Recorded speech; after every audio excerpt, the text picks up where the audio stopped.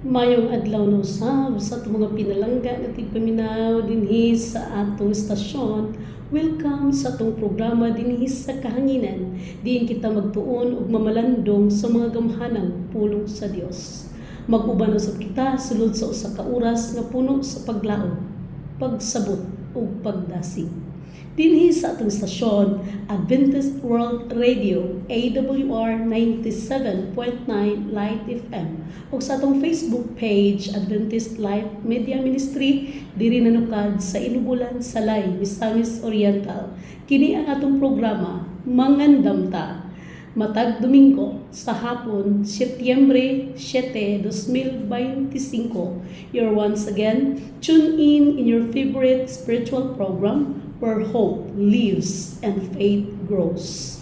This is your friend, teacher, and companion on air, Tina Dahilan Sadora, inviting you to join me in this sacred hour of reflection. Our topic for today, nga atong hisgutan karon, nagauluhan, the manner of Christ's second coming. Ang pangutana, unsa magyud ang itsura, pamaagi o epekto sa pagbalik sa atong Ginoo? Tinuod ba gayud ang gitawag na secret rapture? O aduna mas klaro nga tubag niini sa Biblia nga mo'y atong tukion karon? Mag-uban-uban kita sa pagtuon karon sa lahi na usab o pinaka-importante nga topiko aron maandam kita sa pagbalik sa atong Ginoong Hesukristo. Salamat sa lawiton nga gidalit sa atong Ginoo nining kahaponon nga kung diin atong mapasalamatan, mahimaya ang Dios pinaagi sa mga alawiton. Ako usab gipasalamatan ang mga suki na tumatig paminaw hangtod ining mga taknaa pakanunay nga nagasunod kanato nining atong programa Mangandamta. Mga pangumusta kaninyong tanan, hinaot nga ang Dios nagapanalangin kanatong tanan uban sa inyong mga pamilya ug sa mga minahal sa kinabuhi.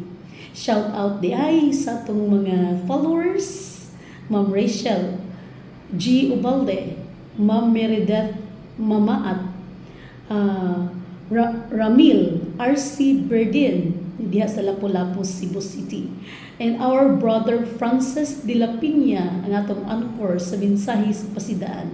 Brother Albert Abinis, ang atong anchor sa Tambagi Kuya, uban sa iyang asawa, nga naga-anchor usab sa mga sugilanon sa Biblia. Uban usab sa atong BFF nga naa karon sa Arizona, Ma'am Anivi Masiro, atong BFF Mercy Ubsid, Ma'am Rachel Lani sa Musino Salaan, ug sa tanan nato nga mga higala ug mga kaigsuonan kutob sa maabot niining atong programa sa kahanginan. Ang Dios magapanalangin kanatong tanan. O sa dili pa nato sugdan sa pagsaysay ang atong topiko karon, ato unang dapiton ang balaan nga espiritu pinaagi sa pagampo. Let us pray. Langit nung Amahan, salamat sa imong pulong nga maggiya kanamo. Ablihi ang among mga kasing-kasing ug gunahuna aron among masabtan ug mabatunan ang kamatuoran bahin sa imong pagbalik. Ginoo, salamat sa higayon nga kami makapaminaw ug makatuon sa imong pulong aron among masabtan ang tinuod nimong pamaagi sa pag-anhi sa ikaduhang higayon. O ginubanan usab, Ginoo, aron dili kami malimbungan sa among mga kaaway, nga imong kaaway usab. Salamat sa imong pagtubag sa among mga pagampo. Among lauman nga ihatag nimo kanamo ang kaalam nga among gipangayo anak kanimo sa ngalan ni Jesus nga among personal nga manluluwas. Amen. Sa makausap pa, thank you so much sa iyong pag-uban ka nato nining kahaponon. Hinaot nga dili nato ibalhin ang atong istasyon. No? Di nato ibalhin sa laing istasyon. Atong istadihan, atong tun-an karon kining topiko nga kung diin kritikal kay basit niya kita malimbungan kay bisan gani ang mga elite nga nagabasa sa Biblia malimbungan pa man gani unsa nakaha ang wala mag-study ini. Busa uban ako ninyo kuhaon nato ang atong mga Biblia og ako kamong giaghat nga mo follow or moduyog or uban kanako sa pagtuon niining atong tun-an karon sa kahanginan. Palihog kuhaa ang inyong mga Biblia. Karong adlaw again atong hisgutan ang usa ka pinaka-importante nga topiko nga daghan pa kaayo sa mga kaigsuonan ang nalibog to ang uban usab naga-discuss about this matter. The manner of Christ's second coming. Unsa gayud ang mga pamaagi nga ato makita sa pagbalik sa atong Ginoong Hesukristo. Mga kaigsuonan, dako kaayo ni nga isyu. Kay kung masayop ta og sabot sa pamaagi sa pagbalik sa atong Ginoong Hesukristo, mahimo niya kitang mailad nining panahona sa daghang pagpanglimbong. Mao nga andam na baka mo? Andamo na nato kay atong tun-an kini ang mga topiko. Again, atong dadon ang atong Biblia ug atong susihon kini. Wala ko'y nailhan nga topiko sa Biblia nga mas daghan pa ug kalibog kaysa pamaagi sa pagbalik sa Ginoo. Usa ka pinakasikat nga teorya mao ang gitawag nga secret rapture theory. Tinuod ba kini? Ato kining masusi unya. Sa maong pagtudlo, kuno ang pagbalik sa Ginoo kay tinago sa kalibutan. Kuno mawala lang kalit ang mga matarong. Bisan gani ang ilang pamilya wala nagtuo, dili makabantay. Naiuban nga nagtudlo nga pipilara ang makaadto sa langit. 144,000 only no ang makaadtog langit. Ang kuhaon sa Dios nga walay nakahibalo. Pero mga igsuon, ang atong pangutana mao kini. Mao ba gayud kini ang gisulti sa Biblia? Atong tan-awon unsa gayud ang Biblia nga pamaagi sa pagbalik sa Ginoo. Okay. Atong tan-awon ang buhat 1 bersikulo 11 atong basahon. Og miingon kanila mga taong Galileanhon nganong nagatindog man kamo dinhi ug nagatutok sa langit kung king maong Hesus nga gikuha gikan kaninyo ngadto sa langit mubalik ra unya sa paagi nga sama sa inyong nakita sa iyang pagsaka sa langit. Unsa giingon niya? This same Jesus which is taken up from you into heaven shall so come in the like manner as you have seen him go into heaven. Ang gisulti sa buhat nga ang Kristo nga nisaka sa pamaagi sa ascension, pagsaka ni Jesus Christ sa langit, maura ang pamaagi sa pagbalik ni Jesus Christ diri sa kalibutan. Mao kini ang gisulat sa buhat. Atong tan-awon ang gisulat ni Apostle John the Revelator. Sa makita nato sa Pinadayag 1 bersikulo 7 or Pinadayag 1:7. Tan-awa, siya umalabot uban sa mga panganon ug makita siya sa tanang mata, sa tanang na nagdughang kaniya ug ang tanang kabanayan sa yuta managminatay tungod kaniya. Oo, amen. Behold, he cometh with clouds, and every eye shall see him. Unsa day mga kaigsuonan? Tanan mata makita. Busa mga higala. Adunay tulo ka mga klarong butang nga makita sa mga bersikulo na atong gibasa. Una, mao gihapon nga Hesus nga misaka sa langit ang mubalik. Ikaduha, mubalik siya sa samang nga paagi. Misaka siya uban sa panganod. Busa mubalik usab siya uban sa panganod. Ang ikatulo, every eye shall see him. Dili tinago. Dili personal lang sa pipila, pero makita sa tanang tao. Kung atong tanahon, atong susihon, mag-ingon gani nga tanang tao makakita kaniya. So unsaon man pag-ingon nga ang pagbalik sa Dios secret kung makakita man day ang tanan. So sa samang paagi, dili na to maingon na ang pagbalik sa atong Ginoong Hesukristo sikreto. So ato nang nakita na ang pinakasikat na teorya kung ato ibase sa Biblia, dili siya tinuod. Atong basahan usab ang 1 Tesalonica 4:14. 1 Thessalonians 4 verse 16. Nagyon siya, kay ang Ginoo gayud mao ang manaog unya gikan sa langit. Inubanan og singgit sa pagsugo ug sa tawag sa punuan sa mga manulunda ug sa tingog sa trompeta sa Dios. Ug unya ang mga nangamatay diha kang Kristo muuna pagpamangon. Unsay giingon ni Pablo ngadto sa taga Tesalonica, 1 Thessalonians 4 verse 16, for the Lord himself shall descend from heaven with a shout, with the voice of archangel, and with the trumpet of God. Mga igsoon, kung adunay pagpahibalo nga ingon ani kakusog sa ilang ka singgit sa mga archangel o lanog sa trumpeta, syagit tingog sa arkanghel o trumpet sa Dios or trumpeta sa Dios, imposible gayon nga sekreto o walay makabantay sa iyang pag-anhi.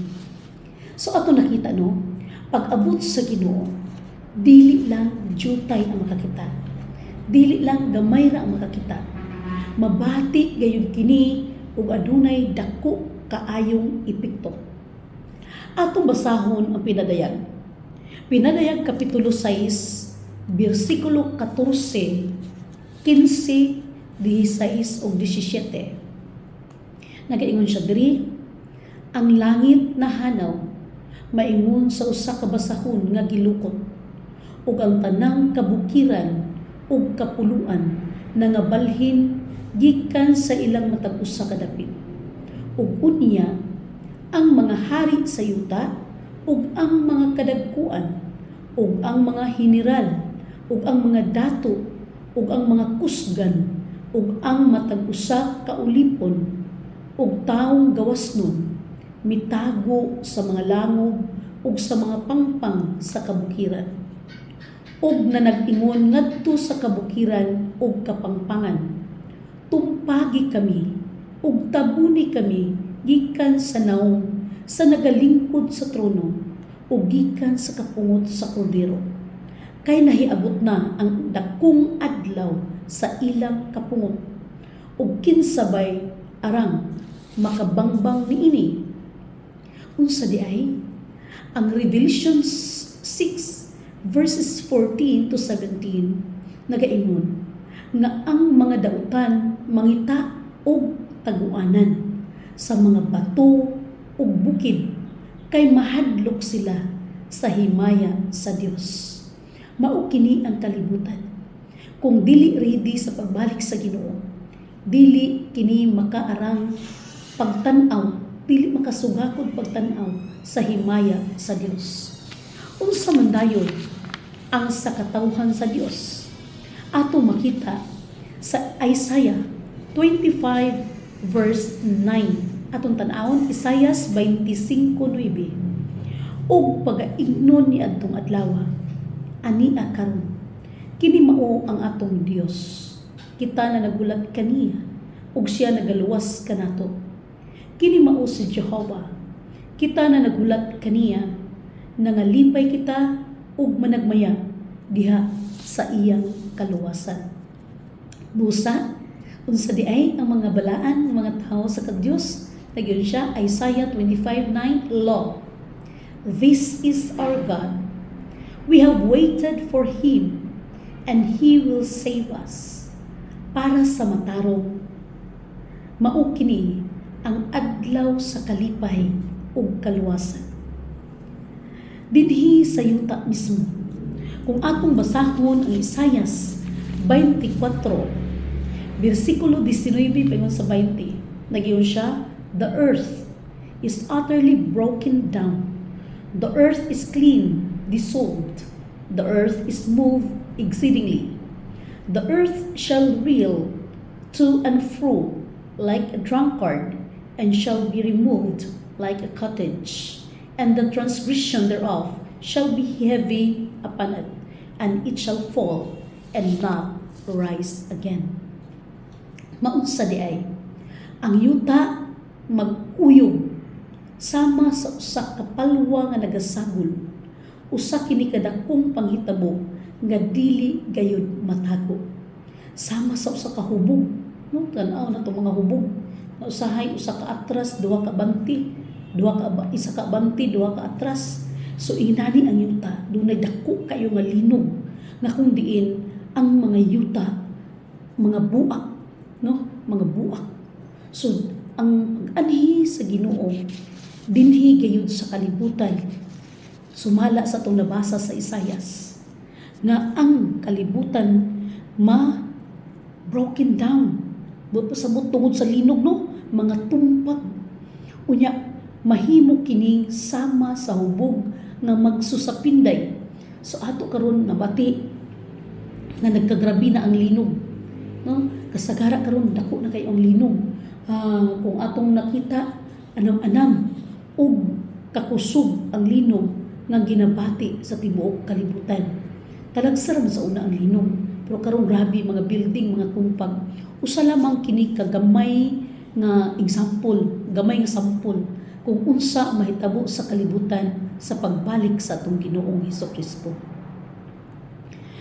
Mga igsoon, klaro kaayo nga ang secret rapture theory usa sa mga master deception ni Satanas nga dili tinuod nga ang pagbalik sa Ginoo usa ka sekreto, dili usab tinuod nga 144,000 lamang kabuok literal number or figure ang mga tao nga makaadto sa langit.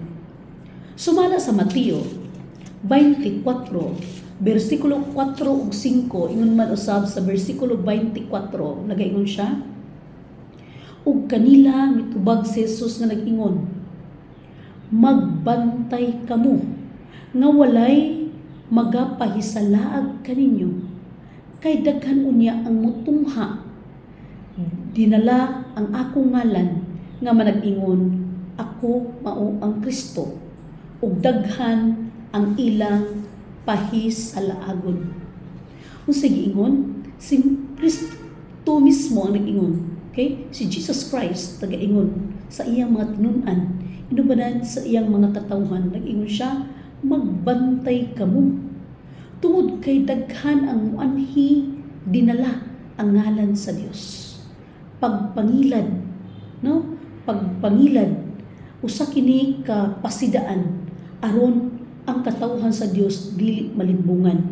No, kung atong tan-awon, kung mag-ingon ang mga tao nga ang Dios naa na didto, dili ka mutuo niini ug dili ka moadto.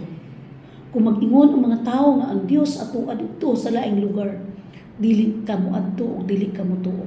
Nganuman sumala sa tong gibasa, ang pag-anhi sa Dios tanan mata makakita, bisan pa ang mga tao nga nagdughang sa iyang kilid, makita nila ang Dios. O makita usab nato ang mabati nato sa kalibutan ang pagbalik sa Dios. Tungod kay aduna may dako kaayo nga linog nga mahitabo sa pagbalik sa Ginoo. Aron ang iyang mga katawhan nga naa sa lubnganan mamangon ug ang mga buhi, no, atong nakita ang mga buhi subala sa tunitunan pagailisan ang lawas gikan sa lawas nga madunuton ngadto sa dili madunuton, ug gikan sa lawas nga mamatay ngadto sa lawas nga dili na mamatay, inubanan sa buhi ug mga nangabuhi nga mga anak sa Dios. Pagkasgahon kita sa panganod, musugat sa atong Ginoong Hesukristo. Buti pasabot, kung dunay mga tao, kung dunay mga nagpakarong ingnon nga Kristo, dili siya tinuod. Tungod kay si Kristo, inigbalik niya, no, pagnaog niya, kita nga iyang mga inanak.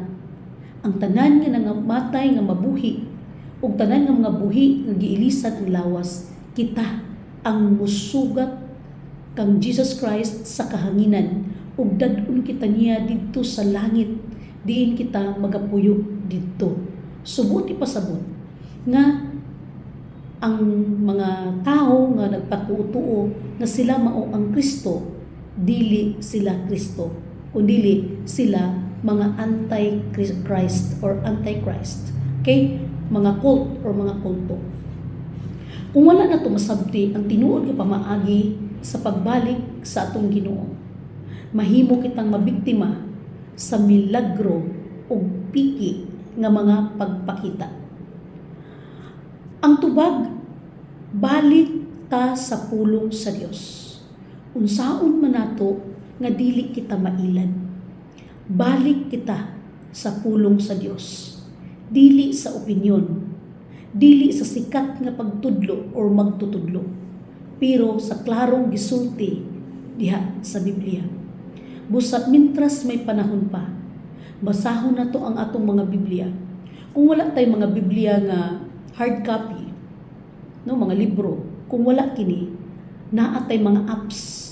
Doon natay daghan nga mga apps sa Biblia ug atong susihon. Daghan ang mga pamaagi nga atong ma-research kung unsa gayon ang tinuod nga mga pamaagi sa pagbalik sa atong Ginoong Hesukristo. Again, dili kita magasalig sa mga bantugan nga mga tao, sa mga sikat nga mga tao, kundi kita mismo mao'y magsusi sa kasulatan kung unsa gayon nga mga pamaagi nga ang Dios mubalik aron dili ta mailan ug maadto ta sa kalaglagan. Mga higala, ang pagbalik sa Ginoo dili tinago. Personal, makita sa tanan ug puno sa gahom ug himaya. Ang pangutana karon, andam baka nga moatubang sa iyang pagbalik?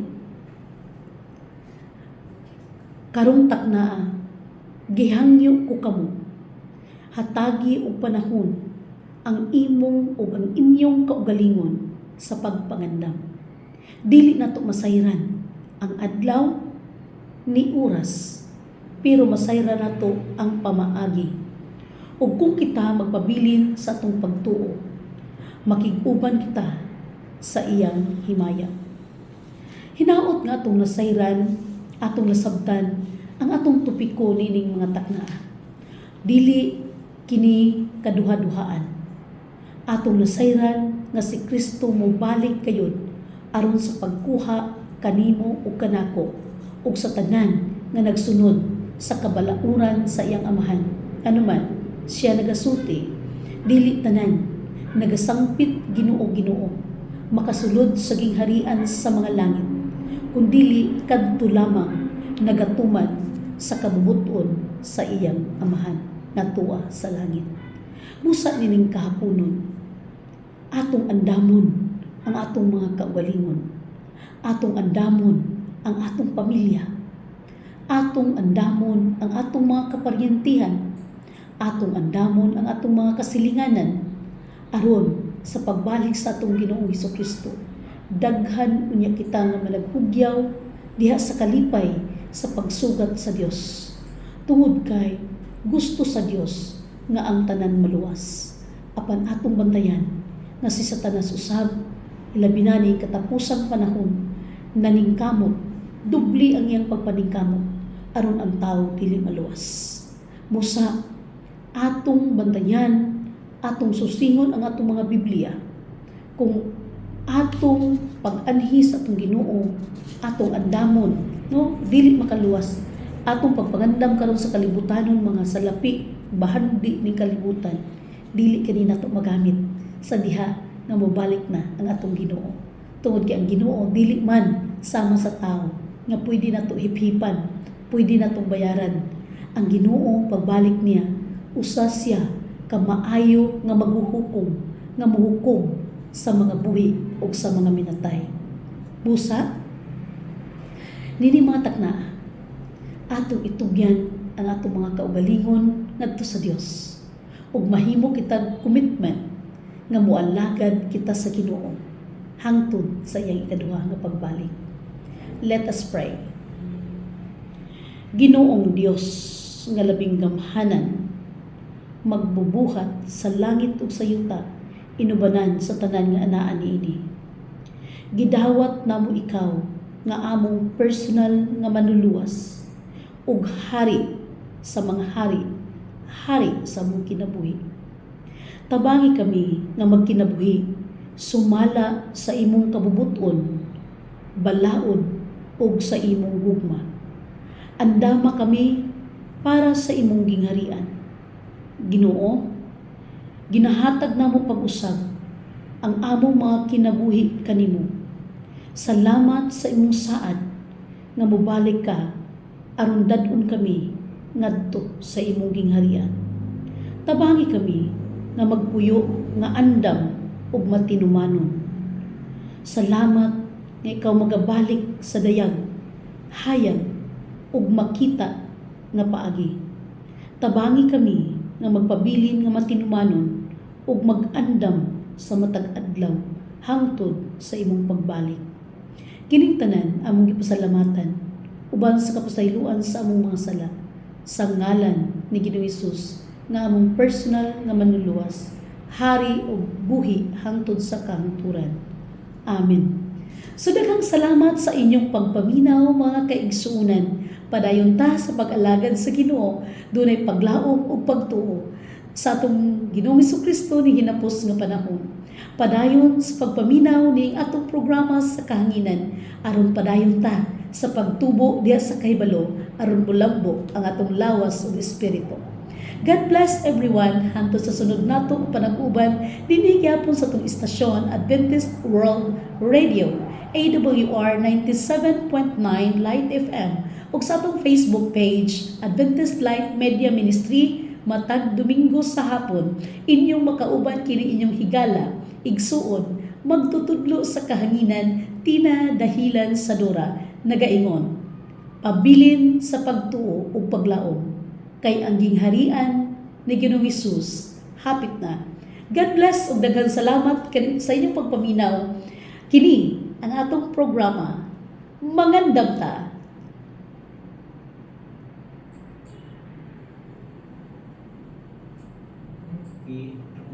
Okay, thank you.